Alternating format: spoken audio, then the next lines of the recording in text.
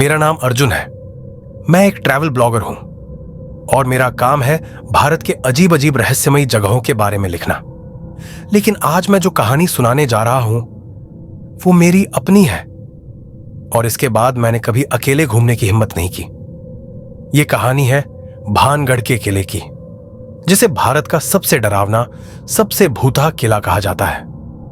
सुनने में तो यह सब मजाक लगता है, लेकिन जो मैंने वहां अनुभव किया वो मजाक नहीं था। मैंने सुना था कि भानगढ़ में सूरज ढलने के बाद कोई नहीं रुक सकता। सरकार ने भी वहां शाम 6 बजे के बाद एंट्री बंद कर दी है।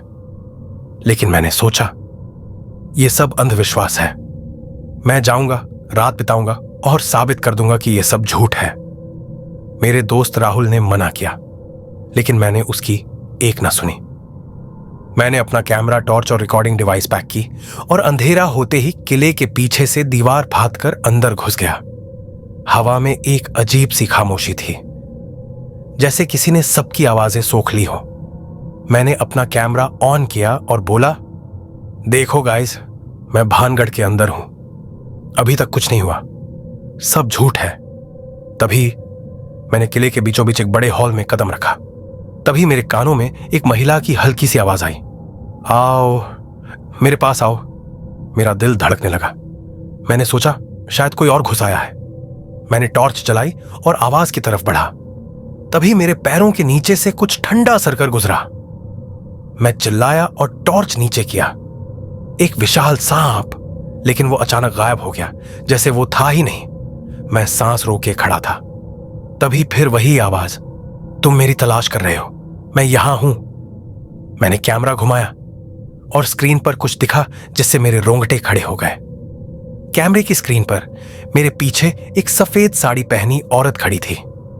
उसके बाल उसके चेहरे को ढके हुए थे, लेकिन मैं महसूस कर सकता था कि वो मुझे देख रही है। मैं धीरे धीरे पलटा, लेकिन वहां कोई नहीं था। तभी मेरे कान के पास किसी ने फुसफुसाया, तुम्हें यहां नहीं होना चाहिए।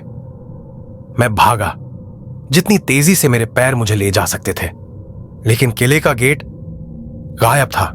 जिस जगह से मैं अंदर आया था वहां अब सिर्फ एक ऊंची दीवार थी। मैंने अपना फोन निकाला, नो सिग्नल। टॉर्च की रोशनी धीमी होने लगी।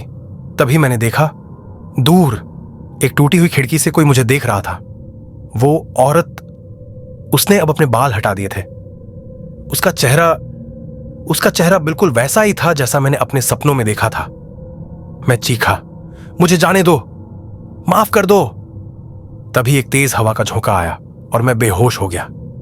मुझे किले के बाहर सड़क पर पड़ा पाया गया।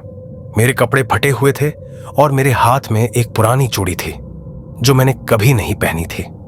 डॉक्टर ने कहा, आपका ब्लड प्रेशर बहुत लो है, जैसे आपने किसी भयानक चीज का सामना किया हो। मैंने अपना कैमरा चेक किया।